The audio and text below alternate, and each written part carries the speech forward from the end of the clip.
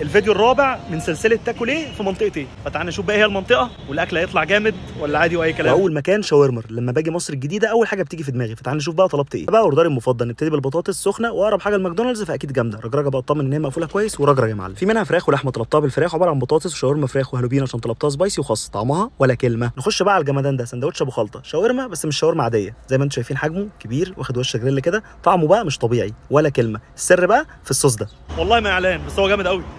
بينا بقى على تاني. ما ينفعش ابقى في مصر الجديده وما اعديش عليه، فطير وائل عالم هناك بقى له اكتر من 80 سنه. اول مره صور واكتشفت سر الجمدان، بيحطوا بيضه في الاول كده، وطلبتها سجق اضافه موتزاريلا، وزي ما انتم شايفين كده بيحطوا عليها كل حاجه من خضار، وقفل يا معلم وهوب اسكالوب، بتتحط في الفرن وما بتاخدش وقت، وبتطلع بالمنظر الجامد ده. الجمدان من بره. نخش بقى على الطعم ولا كلمه، القرمشه من بره، الحشو مليان من جوه. وختمت بعصير العربي، واحد من اشهر واجمد الناس اللي هناك، عنده اوبشنز كتيره بس انا جبت الراعي الرسمي، ليمون بالنعناع. انت عايش في الجو كده. كملت على الاخر. مصر الجديده كبيره قوي الصراحه، فمحتاجه بارت 1 و 2